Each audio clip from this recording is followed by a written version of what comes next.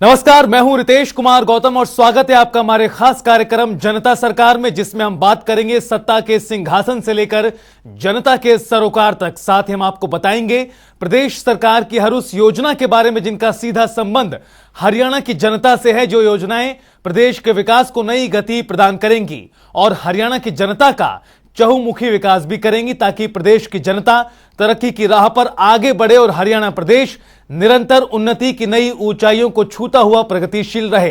तो अगले 30 मिनट तक बने रहिए हमारे साथ और देखते रहिए जनता सरकार।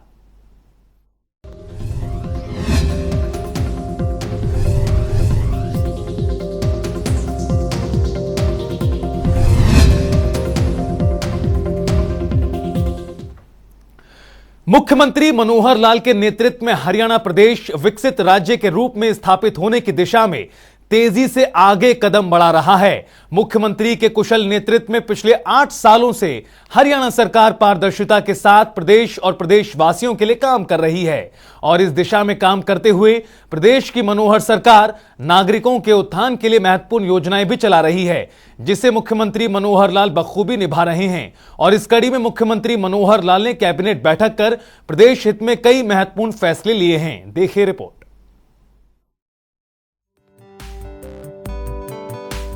पारदर्शिता के साथ हरियाणा में सरकार चला रही मुख्यमंत्री मनोहर लाल के पिछले 8 सालों के कार्यकाल में हरियाणा ने देश भर में नाम रोशन किया है। सरकार की महत्वपूर्ण योजनाओं का लाभ सीधा हरियाणा के नागरिकों को हो रहा है, जिसे मुख्यमंत्री मनोहर लाल सुनिश्चित करने का काम कर रहे हैं। सार्थक सोच के साथ हरियाणा के विकास को गति दे रहे मुख्यमंत्री मनोहर लाल के कुशल नेतृत्व में हरियाणा कीर्तिमान स्थापित कर रहा है। इस कड़ी में मुख्यमंत्री मनोहर लाल ने कैबिनेट बैठक की है और प्रदेश हित में कई महत्वपूर्ण फैसले लिए हैं। कॉमन विलेज नियम 1964 में संशोधन को मंजूरी, गौशाला स्थापित करने और चारे की खेती के लिए सामाजिक और धार्मिक संस्थाएं शामलात भूमि को 20 साल तक की अवधि पर पट्टी पर ले सकेंगे। 1000 लोगों के पीछे 7 एकड़ और इसके अलावा गौशाला की अन्य गतिविधियां और उनसे जुड़े उत्पाद को लेकर भी 2 एकड़ की जमीन ले सकेगा। ग्राम पंचायत को अपनी भूमि आवंटन के माध्यम से 20 साल की अवधि के लिए कम से कम प्रति साल 5100 रुपए प्रति एकड़ की दर से पट्टे की अनुमति लेनी होगी। कर्मचारियों को मिलने वाली मेडिकल एड में अब आयुष पद्धति का भी पैसा मिलेगा। आयुष चिकित्सा प्रतिपूर्ति नीति के मसौदे को मंजूरी। सोनीपत मेट्रोपॉलिटन डेवलपमेंट अथॉरिटी 2023 के विधेयक को मंजूरी। रैशनलाइजेशन आयोग की संरचना और कार्यक्षेत्र के बारे में अधिसूचना को कार्योत्तर स्वीकृति दी गई। क्वालिटी एश्योरेंस अथॉरिटी की स्थापना के प्रस्ताव को मंजूरी। विवादों से समाधान योजना के तहत लाइसेंस वाले बिल्डर को एक मुश्त भुगतान की योजना को मंजूरी। सार्थक सोच और मनोहर नीतियों के साथ हरियाणा प्रदेश के विकास को गति दे रहे मुख्यमंत्री मनोहर लाल की अध्यक्षता में हुई इस बैठक में कुल 36 एजेंडे रखे गए। इस बैठक के बाद मुख्यमंत्री मनोहर लाल ने मीटिंग में हुई चर्चा की जानकारी भी दी है। कैबिनेट मीटिंग थी आज हमारी, चूँकि सेशन जो बजट का वो थोड़ा लंबा चला था, क्योंकि 2 पार्ट्स के बीच में उसका ब्रेक भी लंबा था। इसलिए पहली जो बैठक हमारी थी वो जनवरी में हुई थी कैबिनेट मीटिंग। फरवरी और मार्च दोनों महीनों में फिर सेशन चला और अब आज 5 अप्रैल आज फिर से कैबिनेट मीटिंग थी। एजेंडा की संख्या थी वो भी काफ़ी, क्योंकि लंबे गैप के बाद हुई है तो वो संख्या भी 36 थी। 36 में से 3 एजेंडा ऐसे थे जिसमें कुछ ना कुछ दोबारा से उसको रिवाइज करके लाने की बात है, तो उनको रेफर किया गया है, दोबारा से आएंगे। 33 एजेंडा में जो महत्वपूर्ण है उनकी जानकारी मैं आपको दे रहा हूँ। कुछ फॉर्मल होते हैं लेकिन कुछ ऐसे हैं कि जिसकी चर्चा करने के बाद आपको एक जानकारी दे रहा हूँ कि हमारा जो विलेज कॉमन लैंड एक्ट है 1964 का, उसमें संशोधन किया है और उसके संशोधन का आज विचार किया। एक्ट में ही संशोधन विधानसभा में आएगा बाद में। जो गौचरान की ज़मीनें हैं, उन गौचरान की ज़मीनों को गौशालाओं के लिए अगर कोई भी ग्रुप है, कोई गौशाला पहले से चल रही है या कोई और संस्था लेना चाहती है, तो उसके लिए एक प्रावधान किया है कि अब छोटी बड़ी कितनी गौशालाओं के लिए जहाँ गौचरान की ज़मीन है वो पंचायत प्रस्ताव पारित करा करके और भेजेंगे तो उनको मिल जाएगी, डीसी के माध्यम से भेजेंगे। प्रति 1000 गौओं के पीछे 7.5 एकड़ का एक शेड के लिए और 15 एकड़ गौचरान चारे के लिए। और इसी प्रकार से यदि कोई गौ संवर्धन के अन्य कोई काम वहाँ करने की बात जैसे आती है, बायोगैस का कोई प्लांट लगाना है, कोई पशुओं का उसी यानी गौशाला के लिए कोई चिकित्सा अस्पताल चलाना है, कोई अनुसंधान या ट्रेनिंग सेंटर कोई करना है, पंचगव्य उत्पाद जैसे आत्मनिर्भर बनाने के लिए गौओं के जो पंचगव्य होते हैं उनके से कुछ उत्पाद भी किया जा सकता है, दूध का, दही का, घी का, या जैसे गौमूत्र है, गोबर है, उसके बहुत सी चीज़ें अब बनने लग गई हैं। तो इस प्रकार से उसके लिए भी उनको स्थान उपलब्ध कराया जाएगा 2 एकड़। तो इस प्रकार से जितनी बड़ी गौशाला होगी उसी हिसाब से उसका प्रावधान किया है। 5100 रुपया प्रति एकड़ के हिसाब से 20 वर्ष तक के पटे तक वो ली जा सकती है। पहली अवधि बहुत कम होती थी इसलिए लेते नहीं थे, कम अवधि के बाद फिर पंचायतें नोटिस निकालती थी, खाली करो दोबारा ऑक्शन करेंगे, ये वो ऐसा नहीं। लेकिन गौशाला कोई बनेगी तो कम से कम 20 साल उनको चाहिए, तो उसका जो प्रावधान किया है, टाइम पीरियड भी बढ़ा दिया, राशि भी बढ़ाई है, पहले 1000 रुपये एकड़ थी, अब 5100 रुपये एकड़ कर दी है। दूसरा विषय कि जैसे कर्मचारियों को अपने इलाज के लिए मेडिकल जो एड मिलती है, जो फैसिलिटी मिलती है, उस फैसिलिटी में अभी तक एलोपैथी का ही रीइंबर्समेंट होता था हॉस्पिटल्स के जो इलाज का। अब उसमें आयुष पद्धति से भी अगर कोई इलाज कराएंगे उसका भी रीइंबर्समेंट का पैसा उनको मिलेगा। इससे आयुष को भी प्रमोट होगा और आयुष के साथ जो पद्धतियाँ होती हैं वो बहुत कई बार कारगर होती हैं। तो बहुत से जो कर्मचारी हैं शायद इसी कारण से वहाँ नहीं कराते थे कि उनको रीइंबर्समेंट नहीं होती थी। रीइंबर्समेंट होगी तो आयुष पद्धति को भी प्रमोशन मिलेगा और लोगों को चिकित्सा की एक नई पद्धति ये भी मिलेगी। हमारे यहाँ जो बड़े शहर हैं, नगर निगम जो हैं, उसमें पहले से 3 मेट्रोपॉलिटन अथॉरिटीज़ बनी हुई हैं, गुरुग्राम की GMDA, फरीदाबाद की FMDA और पंचकुला की PMDA। अब हमने सोनीपत की जो घोषणा की थी उसको भी आज विधिवत निर्णय ले लिया गया, SMDA, Sonipat metropolitan development authority, उसका भी एक प्रस्ताव पारित किया है। इसी प्रकार से जो रैशनलाइजेशन का एक आयोग हमने बनाया है उसको भी विधिवत आज पोस्ट फैक्टो जैसे मिलती है मंजूरी वो हमने दी है। और रैशनलाइजेशन जो आयोग है उसके माध्यम से 6 महीने का समय उनको दिया है कि जितने विभाग हैं, बोर्ड है, कॉर्पोरेशन है, उसमें जो एम्प्लॉइज़ हैं उनकी संख्या कहाँ ठीक है, कहाँ कम है, कहाँ ज़्यादा है, यानी नंबर ऑफ पोस्ट की सैंक्शन है। या जैसा अब समय परिवर्तन के साथ टेक्नोलॉजी आ गई है, नई नई विधाएं आ गई हैं, बहुत से विभागों का काम बढ़ गया है, कई विभाग ऐसे जो मर्ज हो गए हैं, तो उस प्रकार से एम्प्लॉइज़ की रैशनलाइजेशन का जो आंकड़ा है वो 6 महीने के अंदर देंगे। उनके आयोग के जो चेयरमैन हैं श्री राजन गुप्ता, उनको लगाया गया है। एक काम और दिया उनको कि एक रिपोर्ट बना करके देंगे जो रिजर्वेशन इन प्रमोशन, जिसकी हमने घोषणा की कि सुप्रीम कोर्ट के निर्णय के आधार पर, और जो सेंट्रल गवर्नमेंट ने भी उसके यहाँ लागू कर दिया अपने यहाँ, हमारे यहाँ भी लागू नहीं हुआ है, उसकी रिपोर्ट भी इसी महीने वो देने वाले हैं कि किस किस विभाग में, क्योंकि अब हर विभाग की, हर काडर की अलग से ये प्रमोशन होगी, प्रमोशन यानी रिजर्वेशन इन प्रमोशन, तो काडर वाइज होगी, उसकी रिपोर्ट भी उन्होंने इस महीने में उनको देनी है। हम देखते हैं कि जो इंजीनियरिंग वर्क्स हैं हमारे, उसमें क्वालिटी का बड़ा इशू आता है। इसके लिए एक घोषणा की थी हमने, क्वालिटी एश्योरेंस अथॉरिटी, उसको विधिवत आज मंजूरी मिल गई है कि क्वालिटी एश्योरेंस अथॉरिटी के नाते से उसका एक चेयरमैन होगा, कुछ मेंबर्स होंगे, अलग अलग विधाओं के होंगे, और ठीक से क्वालिटी मेंटेन कैसे हो इसके लिए कुछ नॉर्म्स बनाएंगे। और थर्ड पार्टी का सहयोग भी लिया जा सकता है, अथॉरिटी के लोग खुद भी जाके चेक कर सकते हैं, डिपार्टमेंट को भी इंस्ट्रक्शन दे सकते हैं कि ये चीज़ें आपने चेक करनी है, ताकि उसका एक क्वालिटी वाइज चीज़ें हमारी इम्प्रूव हो जाए। तो अलग से एक अथॉरिटी जो बनी है उसका भी आज क्लियरेंस हुआ है।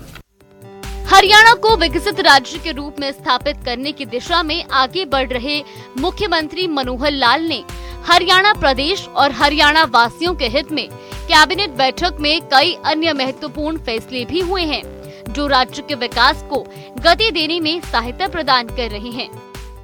बिल्डर्स के नाते से जो लोग लाइसेंस लेते हैं, मेनली तो गुड़गांव में ज़्यादा है, फरीदाबाद में ज़्यादा है, लेकिन प्रोजेक्ट्स कई बार लाइसेंस लेके शुरू कर देते हैं, बाद में किन्हीं कारणों से डिले होता है। लाइसेंस को रिन्यू कराने के लिए कुछ नियम बनाए हुए हैं। उन नियमों में खास करके उनके ऊपर जो पेनल्टी लगती है, पेनल्टी भी समय पर चुकाते नहीं हैं। अब उसमें उनका कहना होता है कि डिपार्टमेंट का दोष है, डिपार्टमेंट का कहना उनका दोष है।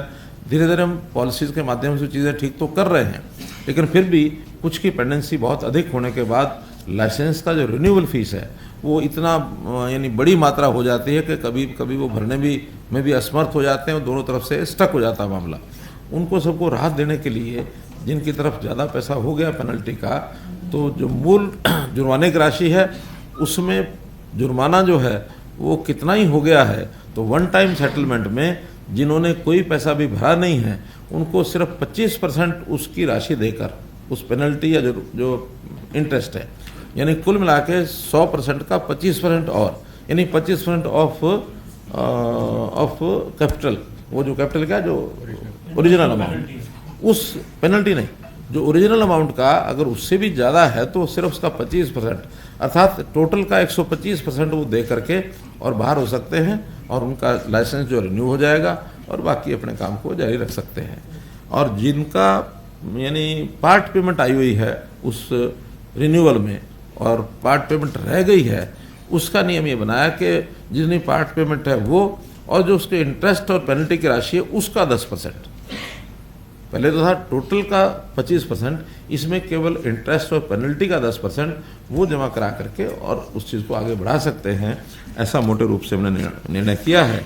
डिपार्टमेंट को हमने कहा है कि कुछ प्रावधान ऐसे करें क्या पेनल्टी की ओर या जो लेट फीस की तरफ ना जाना पड़े, तुरंत अगर रिन्यूअल कराना है तो उसकी कठिनाई को समझते हुए और सरल कोई एक पद्धति बनाई जाए ताकि वो साथ साथ अपना रिन्यूअल भी कराएं, अपने काम को पूरा करें। किन्हीं भी कारणों से प्रोजेक्ट अगर स्टकअप होता है तो इसका लाभ किसी को भी नहीं है, ना तो बिल्डर्स को है, ना जो कंज्यूमर है उनको है, गवर्नमेंट को भी लाभ नहीं है। कोई हमें लालच नहीं है कि उनकी तरफ हम पेनल्टी लगाएंगे तो उसका कोई लाभ होगा, कोई लाभ नहीं होता, बल्कि एक चीज़ें रुक जाती हैं और इकोनॉमिकली भी, आर्थिक दृष्टि से भी हमारा जो चीज़ रुकती है उसका नुकसान, तो हम उसका और भी सरल उसका तरीका करने वाले हैं। हमने जो यूएलबी में एक पॉलिसी बनाई थी कि जो 20 साल से पहले अर्थात सन 2000 से पहले जो प्रॉपर्टीज उनको तय बाजारी पर दी गई थी, लीज रेंट पर दी गई थी, ऐसे लोगों को ऑफर दी है कि वो लोग एक राशि प्रोपोर्शनेट जो कलेक्टर रेट है उसमें एक राशि तय की थी कि उतना जमा कराएं और वो अपने नाम करा सकते हैं। लगभग 1000 प्रॉपर्टीज उनके नाम हो चुकी हैं, लेकिन जब ये सारा प्रोसेस चालू किया तो बहुत प्रॉपर्टीज ऐसी निकली शहरों में जो ओनरशिप जो है यूएलबी की बजाय अन्य विभागों की निकली। कहीं पीडब्ल्यूडी की ज़मीन पड़ी है, कहीं इरिगेशन की है, कहीं रेवेन्यू की है, कहीं अलग अलग विभागों की, यानी ये जिला परिषद की दुकानें भी शहरों के अंदर हैं, यानी पंचायती राज की भी। और इन सारे विषयों को लेकर के हमने कहा था कि भी सब विभाग उसी पॉलिसी को अडॉप्ट करें ताकि वो जो बची हुई प्रॉपर्टी है वो भी उनके नाम कराई जा सके। आज उस पॉलिसी को क्लियर कर दिया है कि जितने विभाग हैं, 2-3 चीज़ें छोड़ी हैं उसमें, जैसे हॉस्पिटल्स की कुछ दुकानें हैं वो भी छोड़ दी हैं, टूरिज़्म वाले उन्होंने भी अपने जो टूरिज़्म सेंटर हैं वहाँ कुछ दुकानें किराए पर दी हैं वो छोड़ी गई हैं, और एक तीसरी चीज़ और छोड़ी थी कोई, हॉस्पिटल्स, टूरिज़्म, मतलब 2 या 3 ऐसे छोटे विभाग, वरना जो खास करके म्यूनसिपैलिटीज़ की या रेवेन्यू की या इरिगेशन की, पीडब्ल्यूडी की, जिनका काम दुकानें बना करके रेंट पर देना नहीं है, वो तो कई बार ज़मीन खाली होती है वहाँ तेज बाजारी में, बल्कि किराया भी यूएलबी का ले लेते हैं। और अभी जाके क्लियर हुआ कि यूएलबी तो बिना मालिक हुए भी किराया वसूल रहे हैं। उसकी एक पॉलिसी बना दी कि वो भी उसी पॉलिसी के आधार पर ये ज़मीनें या 100 गज़ का उसका एक साइज़ रखा है मैक्सिमम, दुकान अथवा मकान 100 गज़ का है, वो उनसे पैसा लेकर उनका नाम कर दिया जाए। स्वामित्व शहरी ये इसका नाम है। हरियाणा को प्रगति पथ पर आगे लेकर बढ़े मुख्यमंत्री मनोहर लाल के पिछले 8 साल के कार्यकाल में हरियाणा ने हर क्षेत्र में देश दुनिया में नाम रोशन किया है और अपनी मनोहर पहचान कायम की है। हरियाणा वो प्रदेश जिसकी गिनती देश के अग्रणी राज्यों में की जाती है। हरियाणा की ये छवि वर्तमान शासन में और ज्यादा मजबूत हुई क्योंकि यहाँ के नागरिकों और व्यवस्था के बीच सुगमता के वो रास्ते गड़े हुए हैं जहां होकर नागरिकों को उन तमाम कल्याणकारी योजनाओं और सेवाओं का लाभ प्राप्त हो रहा है जिनके वो हकदार हैं। और इस कड़ी में मनोहर सरकार ने गरीब और जरूरतमंदों के विकास के लिए मुख्यमंत्री अंत्योदय परिवार उत्थान योजना की शुरुआत की है। इस योजना के लिए परिवारों के पहचान पत्र के जरिए लोगों को लाभ मिल रहा है और गरीब जरूरतमंदों को विकास के पथ पर आगे बढ़ाने के लिए उन्हें प्रोत्साहित किया जाता है। देखिए रिपोर्ट।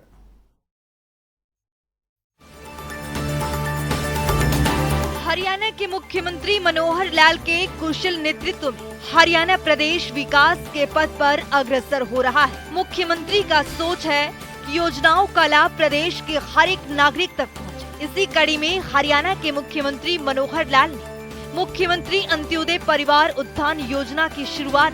इस योजना के तहत कौशल विकास, स्वरोजगार और रोजगार सृजन की शुरुआत की ओर कदम बढ़ाया गया है ताकि अंत्योदय परिवारों की न्यूनतम वार्षिक आय 1 लाख से 1,80,000 तक प्रति वर्ष बढ़ाई जा सके। मुख्यमंत्री के इस दूरगामी सोच से प्रदेश के लोगों का निरंतर विकास सुनिश्चित हुआ है। इस योजना का शुभारंभ मुख्यमंत्री मनोहर लाल ने साल 2022 में गुरु रविदास की 644वीं जयंती के अवसर पर किया था।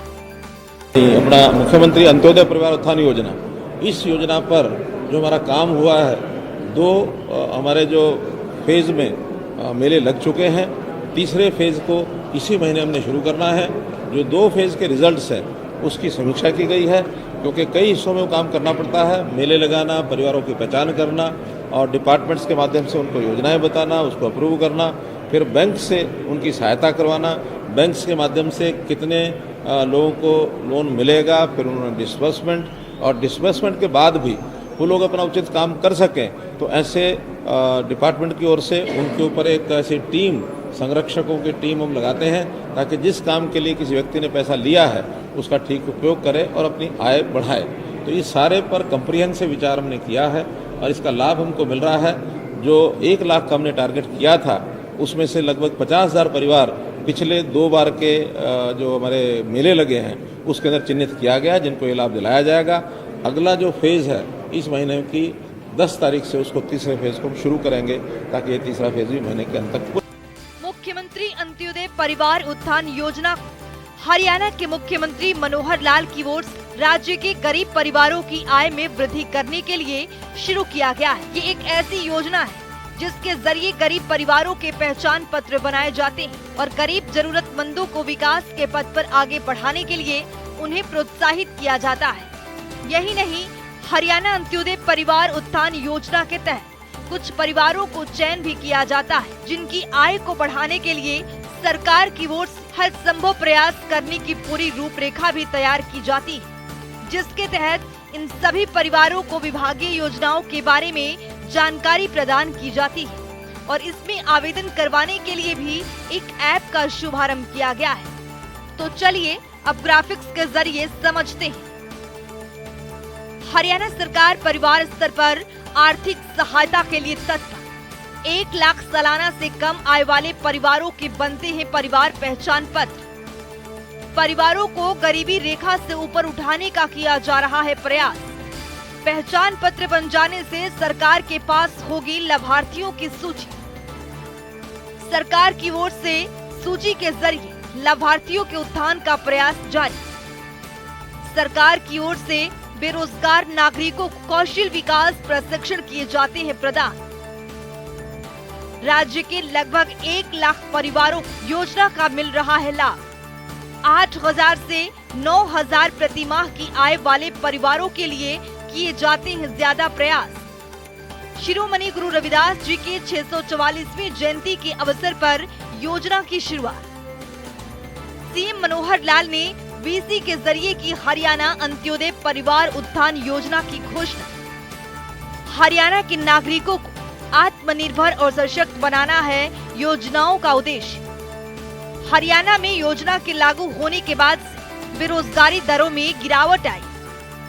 राज्य के गरीब नागरिकों को योजना के तहत मिल रहे हैं रोजगार के अवसर। योजना के जरिए राज्य के गरीब परिवारों को दिया जा रहा है ज्यादा धन कमाने का लाभ। अंत्योदय परिवार उत्थान योजना के जरिए गरीब भी हो सकते हैं विकसित। हरियाणा अंत्योदय परिवार उत्थान योजना के पोर्टल के बारे में दी जा रही जागरूकता। योजना के जरिए कम आय वाले परिवारों की वित्तीय सहायता होती है प्राथमिकता। सरकार की ओर से हरियाणा राज्य में पैदा होते हैं रोजगार के नए अवसर। वार्षिक आय 1 लाख से कम वाले परिवारों को मिलती है आय में वृद्धि के अवसर। सरकार की ओर से स्वरोजगार के लिए ब्याज मुक्त ऋण देने की व्यवस्था। वहीं मुख्यमंत्री अंत्योदय परिवार उत्थान योजना के तहत प्रदेश के 1 लाख से ज्यादा गरीब परिवारों की आय बढ़ाने का लक्ष्य निर्धारित किया गया है, जिसमें से पहले 2 चरणों में आयोजित अंत्योदय मेलों में लगभग 50,000 से ज्यादा परिवारों को बैंकों के माध्यम से ऋण उपलब्ध करवाया गया है। तो चलिए अब ग्राफिक्स के जरिए समझते हैं। आवेदक हरियाणा का स्थायी निवासी होना चाहिए। उम्मीदवार की वार्षिक आय 1 लाख से अधिक नहीं होनी चाहिए। आवेदक गरीबी रेखा से नीचे जीवन यापन कर रहे हों। तो चलिए ग्राफिक्स के जरिए समझते हैं कि आवेदक के लिए महत्वपूर्ण दस्तावेज क्या क्या हो सकता है। Aadhaar card, ration card, passport size photograph, स्थायी प्रमाण पत्र, मोबाइल नंबर, परिवार पहचान पत्र। वहीं इस योजना के तहत हरियाणा के सरकारी महकमों, बोर्ड निगमों और सरकारी संस्थाओं में फिर से अनुबंध आधार पर कर्मचारियों की भर्ती होगी। प्रदेश सरकार ने कच्चे कर्मचारियों की भर्ती पर पिछले साल 28 सितंबर से लगी रोक को हटा दिया है। कच्ची नौकरियों में गरीब परिवारों को युवाओं को प्राथमिकता दी जाएगी और नौकरी के लिए अंत्योदय परिवार की सूची में शामिल परिवारों, सक्षम युवाओं और जरूरतमंद लोग जिनके परिवारों की वार्षिक आय 1,80,000 रुपए से कम है, उन्हें भी प्राथमिकता दी जाएगी। तो चलिए अब ग्राफिक्स के जरिए समझते हैं कि योजनाओं के तहत शामिल विभाग कौन कौन से हैं। Haryana red cross society, Haryana राज्य बाल भवन परिषद, महिला विकास निगम, पिछड़े वर्ग एवं आर्थिक रूप से कमजोर वर्ग कल्याण निगम हरियाणा, कौशल विकास मिशन, अनुसूचित जाति एवं वित्तीय विकास निगम, सूक्ष्म लघु एवं मध्यम उद्यम निदेशालय, शहरी स्थानीय निकाय विभाग, विकास एवं पंचायत विभाग, रोजगार विभाग, मत्स्य पालन विभाग, बागवानी विभाग, पशुपालन और डेयरी विभाग, ग्रामीण विकास विभाग, सूचना प्रौद्योगिकी मंत्रालय। वहीं हमारे देश में काफी ऐसे लोग हैं जो आर्थिक स्थिति कमजोर होने के कारण अपना जीवन अच्छे से यापन नहीं कर सकते और ऐसे में उन्हें काफी कठिनाइयों का भी सामना करना पड़ता है। इसके चलते मुख्यमंत्री मनोहर लाल की ओर से हरियाणा अंत्योदय परिवार उत्थान योजना का आरंभ किया गया है। इस योजना के माध्यम से गरीब जरूरतमंदों की जीवन स्तर ऊपर उठाने में काफी हद तक राहत मिलेगी और उन्हें विभिन्न प्रकार के रोजगार के अवसर भी प्रदान होंगे। ब्यूरो रिपोर्ट, जनता टीवी। और बुलेटिन में आगे बढ़ते हुए चलिए जानते हैं आज के सवाल का विजेता कौन है।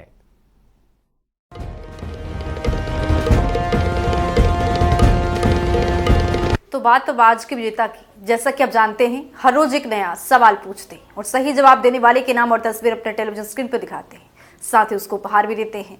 तो चलिए अब जान लेते हैं कि कल का हमारा सवाल क्या था और कौन है इसका विजेता। कल का हमारा सवाल था, प्रधानमंत्री उज्ज्वला योजना की शुरुआत कब की गई थी? इसका सही जवाब है 1 मई 2016। ढेरों जवाब आए, लेकिन हमारे विजेता हैं चंडीगढ़ से मंजीत राणा। मंजीत, आपको बहुत बहुत बधाई।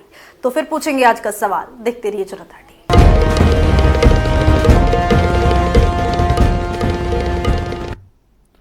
और चलिए अब आपको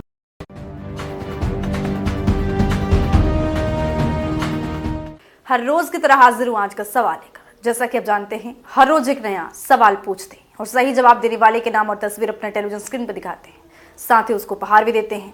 तो चलिए हम नजर डालते हैं आज के सवाल पर। मुख्यमंत्री दुग्ध उपहार योजना का शुभारंभ कब किया गया था? ए 4 अगस्त 2021, बी 5 अगस्त 2020, सी 6 अगस्त 2022, डी 8 अगस्त 2019। तो दीजिए सही जवाब और बढ़िए विजेता।